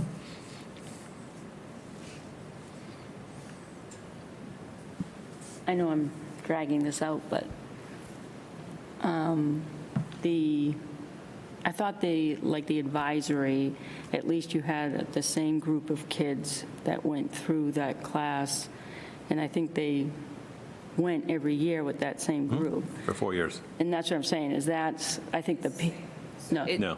No, I'm just saying is I think that's the piece that's missing. Absolutely. That, you know, you have this group of kids that at least they have that group of kids plus the adult that they know throughout the school, where you have a senior talking to a freshman, you know. Yeah, so it was not. That's just what I'm saying, what's missing. It was a loss for sure, right? This was not advisory is bad, let's get rid of it. It was the value add of adding this Viking block, the benefits of that outweighed the losses of getting rid of advisory. So advisory was 21 minutes, 18 minutes? It was never long enough when I had the kids. I'm like, we just got started. So it's different, but it's not we got rid of that because we didn't like it or it wasn't good. It was that the value of the Viking block, it fills a need better. Someone sent it down there. I mean, that's still a focus at the high school, is creating those relationships in other ways, not with an advisory. Because with the advisory, like if a kid decided they weren't going to show up, that maybe one of those kids might have taken it upon themselves, just reach out to someone that wasn't coming to school to say, hey, what's going on? So I'm thinking you're losing that piece of it, I think. That's all. Yeah, for sure. What is guidance seminar considered in terms of how, like, because that almost sounds like what they do with guidance seminar, with different snippets of things that they're learning with the group of students throughout. Guidance seminar is an explicit instruction as a course in your schedule versus advisory, which was for every Wednesday or once was always the same day. It was a 20-minute floating block that the same group got together, and it had nothing to do with classes. And the same group stayed together for 4 years with the same advisor. So it was literally getting to know the kids, making a connection, doing fun things. It wasn't instructional per se. Every once in a while, there would be something specific. Hey, make sure you do this during advisory. So I'm not saying the Triton block isn't good, it's just, that's, the advisory was so impactful. Not that that isn't. For whatever it's worth, having taught in systems that covered very much like Viking Block and very much like the advisory, I'd concur that there's probably more, I saw more value in the Viking Block program. Yeah, I think if you have dedicated folks to organize advisory and plan for, it can be of high value. Yeah. So to Paul's point, the district we both worked in, advisory came with, it was 4 years, you got that very random grouping of students. As freshmen. Like, it's literally someone threw confetti, and that's where those kids were placed. But we had a curriculum for advisory to follow as well. So it wasn't teacher, like, you didn't stress about it. You knew kind of some topics you had to cover, but it was very low-key, and you kept, but I would agree that when the shift went more towards academic assistance or social emotional assistance by way of academics, that it was a sad loss, but there was a higher value add in making that shift. But to everyone's point, having the same human 4 years in a row and a cascade that you saw, you did catch a lot as an educator. You kind of caught, like, what do you mean you failed history this year? Like, what happened? But my question, randomly, the Salisbury Youth Coalition, that's just Salisbury? Oh. Because that has a lot of, I don't know if anyone else has been a part of it, but that has a lot of community and kind of. They did reach out with a mailing to all 3 towns recently. Okay, that's what I thought. That's what I was So it's, I confused. mean, I'm sorry. it's run by Jen Rockettenitz through the, what's the title now? Youth and Empowerment, or it's got a big cool title. But it's run through Salisbury as an entity. But they have, where possible, branched out when the resources are to the larger, broader community. They have done, right, that mailer and other stuff where we gave them the labels. Yeah. That's where I was going with the community, engaging those kids that aren't coming to school. When we have a few students who are chronically absent, it's like it's an individual issue and it's a case-by-case issue. But when you have a large number of students who are chronically absent, which we're seeing across the state, it's, it's systems issues. What are we doing? And I think some of the things that have changed in how students are growing up has meant that the way that we educate students shifts. And it's, I think, what are the systems by which educators are teaching, and how are those increasing some of the factors? You talked about it a little bit, but they're often system-wide. We have a state and a community that has a lot of older educators that have learned pedagogy in the 80s or 90s and are still here, and the students in front of us have changed. And sometimes it's hard, sometimes it's hard to change, but taking a hard look at what are we doing, and is it still relevant as a school, as a district, is an important part of that too. So, Well said.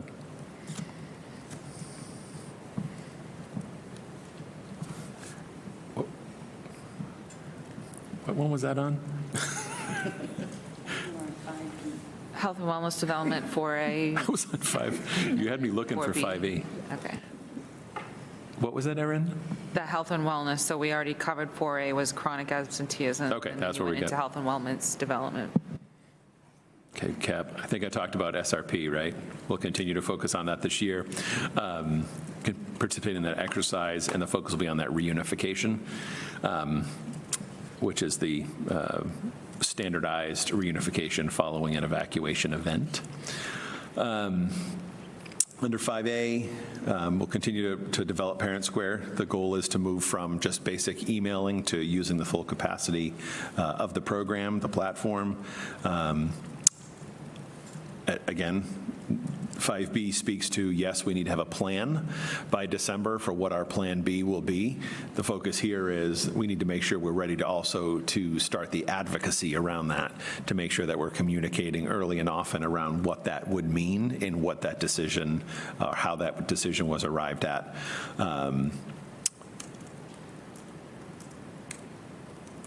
Continuing with the communication improvements, specifically around Parent Square. And then I mentioned earlier, as I'm getting confused because I know I said some of this during the review, that we would have a district technology advisory committee established by the end of this year once we transition a new director of technology. So that wasn't completely brief, but are there any questions? Does anybody have any questions? You see the smiles on the side of the table when I said that wasn't completely brief? Just want you to note those smiles. Can I have a motion? I don't have a question. Oh, okay, sorry.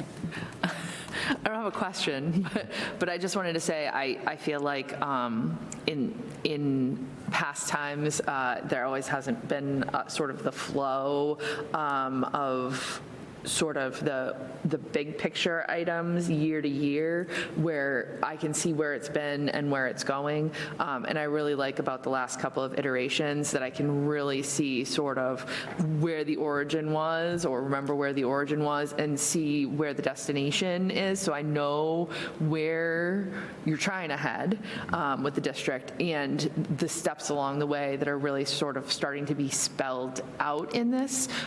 So I appreciate the work in that, because you are a relatively new superintendent still, as things go in superintendencies, and I feel like you sort of coalesced these ideas over the last 9 years and are really working with the team on a direction, and it's showing up in this in ways that over the last few years, it's really starting to come together, I think.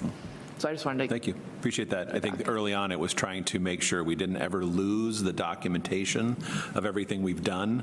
And so now this has to be concise and look at the last few years, right? To see where we've come. You can't get it all in one document. The only thing I keep talking about is Ed Reform 93 created a district improvement plan and a school improvement plan. I think at some point we just call this the district improvement plan because district strategy just sounds wonky. This was part of my NISIP cohort. You remember Chris McGrath? I had to call it this so that I got my A in the class.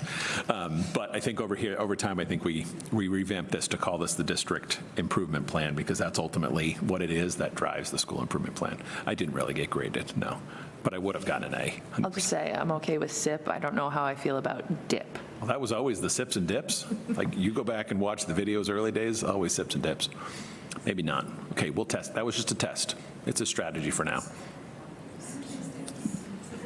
I also wanted to just say that with including the IAs and co-teaching, I think you're involving more of the staff to getting them more engaged in the learning of our students. So I think that will make a difference, as well as Shannon and revamping the special education department. I think parents are enjoying that. I'm not so sure they like the brand-new IEPs, but does anybody else have any questions? I'll make a motion to approve the 2024-2025 district strategy for improvement as presented. I'll second. Any discussion? All those in favor? Thank you. The next item is the 2024-2025 District Professional Development Plan. Dr. Anna Bates, Director of Curriculum, Instruction and Assessment, is going to review the professional development schedule for district staff. Thank you. So I, too, will try to be brief.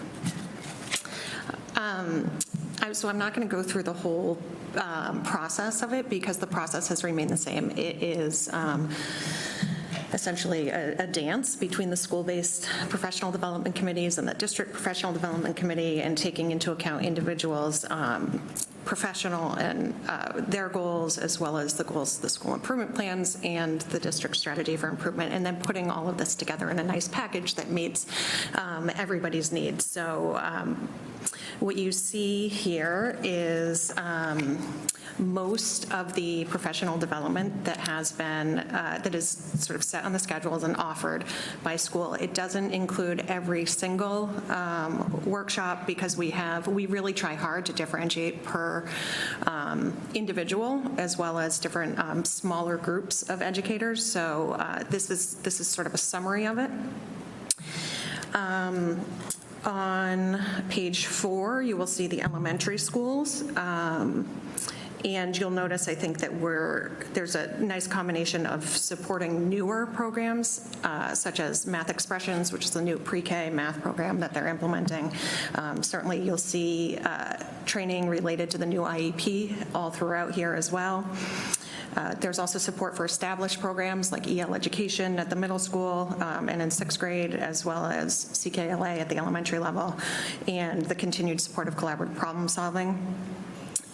We also have professional development on here, supporting areas in which data is showing us that we can have some improvement in mathematics as well as in writing. And then I think you can also see that thread of equity and belonging running through this as well. Additionally, we have PD for EL to support the requirement for PDPs in supporting English learners as well as diverse learners and special education on here. So it's laid out by school. You can see all the different offerings somewhat by date. And on that final page, on page 6, you will see the PD plan for instructional assistants. And I don't want to say that's something completely separate, because there's certainly value in instructional assistants and teachers working side by side on some of these things. So that is laid out in their plan, that if your principal asks you to participate in a building-based offering, that's where they should be. There are a number of days, such as the developmental relationships PD at the middle school and high school, in which that is the entire staff that's working on that together. Instructional assistants also have 2 separate trainings on data collection for the new IEP. And then if they're not working with their school and they're not working on, we do have collaborative problem solving for those who have already been trained as well. We have one person who's gone through certification right now. We have a second one who's going through certification in the fall. And then through that, they can offer PD for staff as well as parents. So we're looking at kind of rolling that first professional learning out to our instructional assistants in December. But when they're not participating in those, we offered some choice on here. Shannon identified some online modules that are addressing some particular needs that we have. Last year, we offered I think, almost too much choice. Our intent was really good, but it became, I think they spent a lot of time making the choice and less time engaging in the choice. So we kind of narrowed it down, want to honor their individual choice and their individual role, but also provide something meaningful that they can move their learning through. So. Do you have any questions on the PD plan? No? Great. My head's spinning a little bit coming off of the second full day of PD. Lots of moving parts here, but all going well so far. I want to thank you for all your time and effort putting all this together, because I know it takes time to put those together. I know that I sat in when you were last year on the committee making some of these decisions, and a lot of hard work goes into what they're doing, and to see that collaboration between all the teachers, all the principals and everything it's really great to see. And if I can just say thank you to both Anna and Shannon. A lot of their work gets summarized pretty succinctly at this table, but the work that the two of them do is extensive and often not time-bound, well outside the regular day. But, you know, having IAPD listed here in the plan doesn't mean that IA professional development didn't happen before, but the work that's been done over the last handful of years around refining it, making sure it's appropriate, making sure it's consistent, whether it be IAs or teachers or otherwise, is commendable. So thank you to you both. I just have a question with the people who are running these professional development days. They're teachers within the district, most of them, correct? We do have, I would say, half of it probably is supported by teachers within the district. The math specialists at the middle and elementary school and the reading specialists at the middle and elementary school support a lot of the literacy and math PD. We do have some, whenever we have a new implementation of a program, we do have an implementation training up front with the publishers of that program, and then oftentimes we'll continue on with some sort of consultation or coaching, not always from the publisher, but with an outside consultant. But I would say most of this is, we have great educators here. We had, I can't even tell you the number of educators we had working over the summer on different curriculum projects and different just sort of different projects to make sure that we hit the ground running in and we're ready to roll things out in the fall. So I think it's wonderful when we can capitalize upon the expertise that we have here. And that was one of the points I was trying to make, is how the district saves money in making sure that all this PD is being instructed by in-house. And if anyone has struggles with something, they know of people they can reach out to within the district to help. So I think I want to thank you, kudos to you for developing that type of training within our district. Thank you. Does anybody else have anything else? I'll make a motion to approve the district professional development plan for the 2024-2025 school year as presented. I'll second. Any discussion? All those in favor? School handbooks. The committee has to approve handbooks annually as part of our policy responsibilities. Does anybody have any questions or concerns of anything within the? Can I just give you a couple quick, on the largely these are unchanged. They're updated for semantics, dates, and stuff. There is some school-wide information.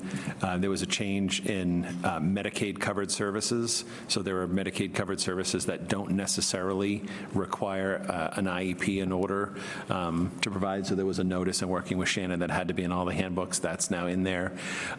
Title IX, we'll talk about file AC in a second. Title IX shifted back. So the regulations changed again on August 1st. So we've received training, and Shannon is our resident guru, and super thrilled about it. So we've gone through quite a bit of iteration. All the procedures have been revamped. There's some subtle language changes, some ors rather than ands, but largely it's changed to protect the victim as much as the aggressor, whereas it was focused more on the aggressor previously. So those changes, there were some changes throughout here in the language in the handbooks that aligns. We'll ask you to approve policy AC that this policy subcommittee saw earlier tonight. It's subtle changes. This is our attorney writing this. This is not Brian and Shannon writing this. So it's pretty straightforward. School meals updates, now that it's free, we're now a community eligibility provision, CEP district, so there are no free and reduced lunch applications in the district anymore. We qualify free and reduced as a district. So what that means for that information on free and reduced, obviously from Brian's perspective, whether it be for tuition remission or fees remission with parents that would qualify, there's a separate process that Brian's worked out with folks in our office so that parents can still qualify if they have a need. There was obviously language in there about the SEL and STEM teacher and the programming that was offered by those two positions that was removed. And then one thing was added, if you looked at this over the weekend, this was just added. The kindergarten snack program is optional. It's voluntary. People don't have to participate. It's been $125 for a while. That's less than, we're proposing in here, not a separate fee structure, but moving it to $150. It's still less than $1 a day, which is pretty tough to get a snack, a drink, and two little snacks and a drink in a kid's hand for under $1, but we needed to move that to $150 for the full year. So that's it as far as then obviously the staff rosters are updated, and I guarantee there's already changes, but those will be tweaked and updated before the first day of school when these go out. Sorry to cut you off. You had a question, Matt. Is there additional services that we can bill for under Medicaid, or is it just a terminal or wording? So it's additional services that we can bill for. So if it's, historically, it's been services that a student on an IEP has that qualify for Medicaid, largely related services, OT, PT, speech. Now, so the change is they don't need to have an IEP in order for it to be eligible. So the message in there is basically, I don't know if you want to speak to that more. Yeah, like our nurses can now bill Medicaid for the hearing screenings that they do. So we have to get consent, but we have to make sure parents understand that once they sign that consent, the only way that consent goes away is they have to send us a letter saying they no longer want to give consent. So it has to be put in the handbook. Before, it was just in the procedural safeguards for special ed students. But now that we're moving outside of special ed and billing for all students, we had to put it in the handbook. And any idea how much that's going to be? So again, that's revenue. Revenue, increased revenue. Hard to know. We're still working to make sure with the new requirements, the recording requirements, to make sure that we've been ramping it up each year to make sure that more and more of the hours are claimed. But it could be, it's not hundreds of thousands, but I don't even want to put a number on it, but it could be a small chunk of money. Do we have to do anything with the nurses' contract if they're going to be billing Medicare or Medicaid? So we have language in the contract from the last negotiation around having time to be able to do the billing. It's like once per trimester or something like that. 3 days through the year, 3 full days freed up to do the billing. Most of them have taken it in bits and chunks here and there, because it doesn't make sense to do it 3 times a year. You have to bill each quarter by a specific time, so they're working it out with their principals when they're doing it.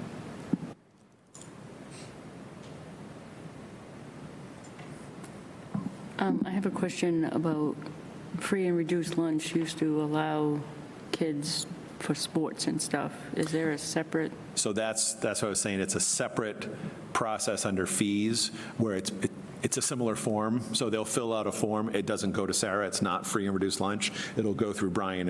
It's the same qualifications with Courtney in our office. Parents know that, right? That's in the handbook. Oh, Yep. it's in the handbook. So where it said free and reduce, and now we'll make sure too, right? That's something to point them to. Yep. That was one of the tweaks.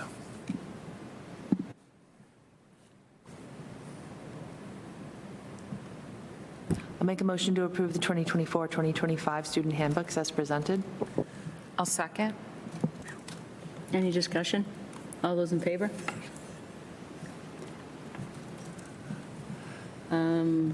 Policy review, file AC. I'll turn this back over to the superintendent to take us through the changes in policy AC.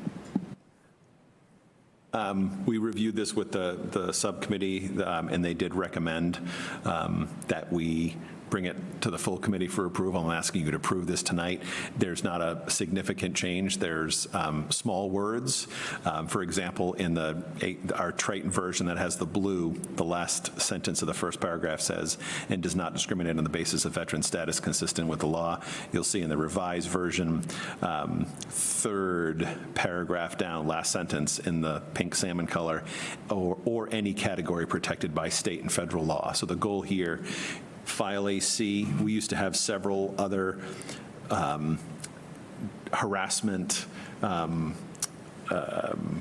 in offense and discrimination, different categories. We had a student one, we had a staff one. The recommendation by our attorney, MASC still has them, all of them in the model.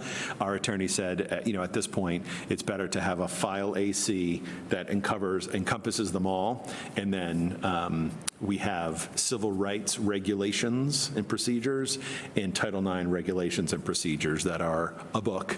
And that's then what I approve, and Shannon then works with folks to implement.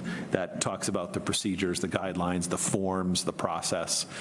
So this policy keeps it general, and as the law changes, it allows us to adapt because we don't have a choice, regardless of what you want to set for a policy. So.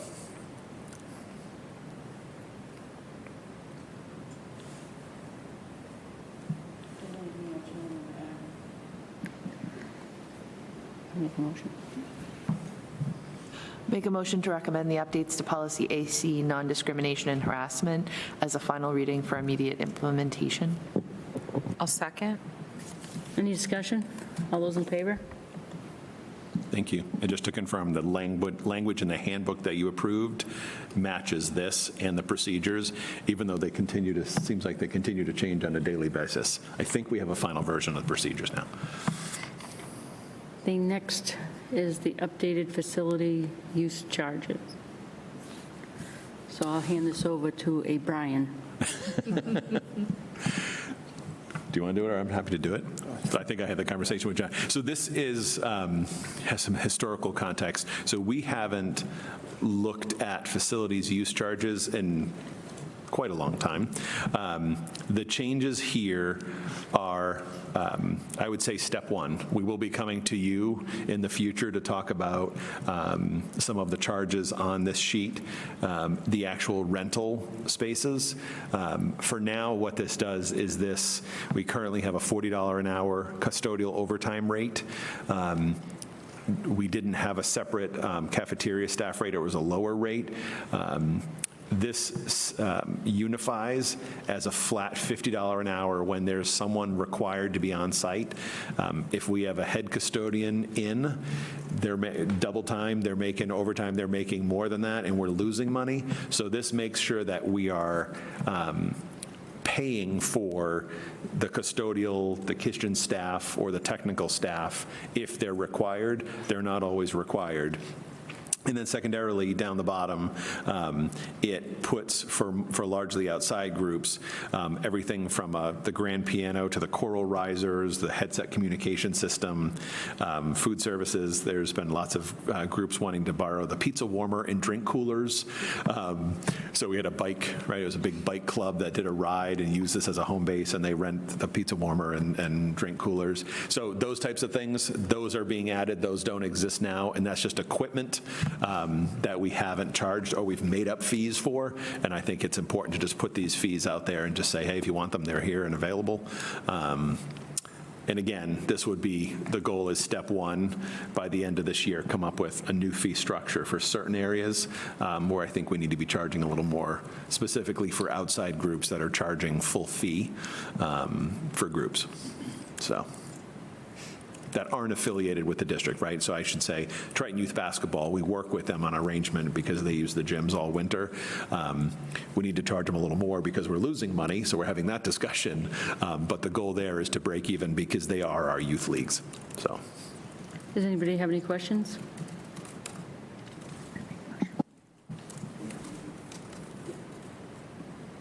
I'll make a motion to approve the updated facility use charges as proposed.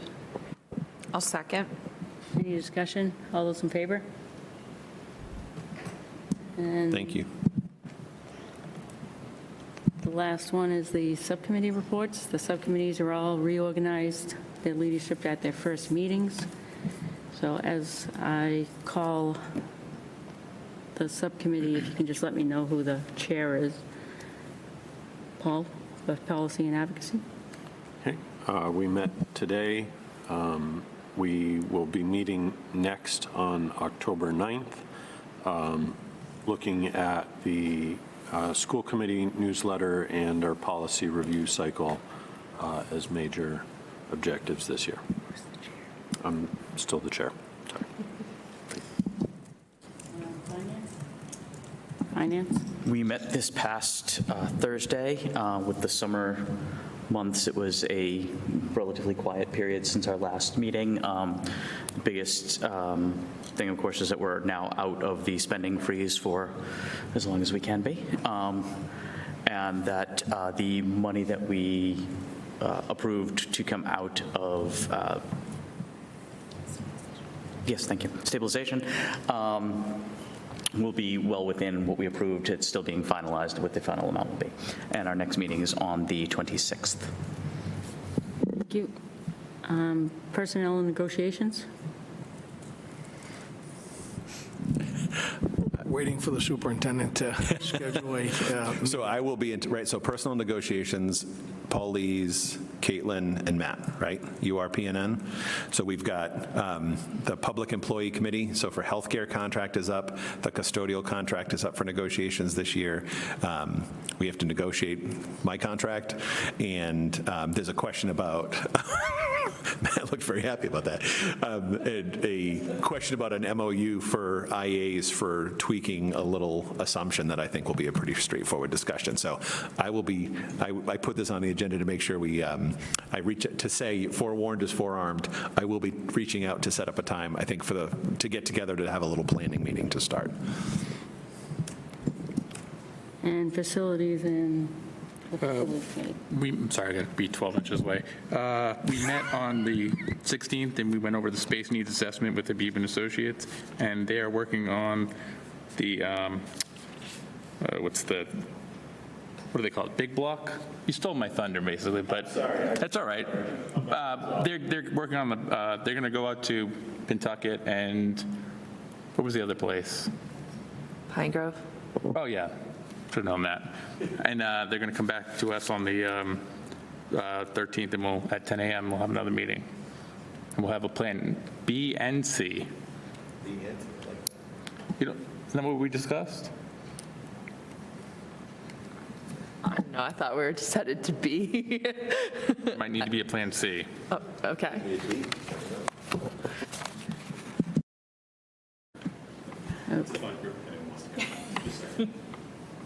Okay, I want to thank everybody. As you can see, with all the work that was done this summer, it takes a village to do the work that we do. Can I have a motion to adjourn? Make a motion to adjourn? I'll second. All those in favor? Have a nice evening.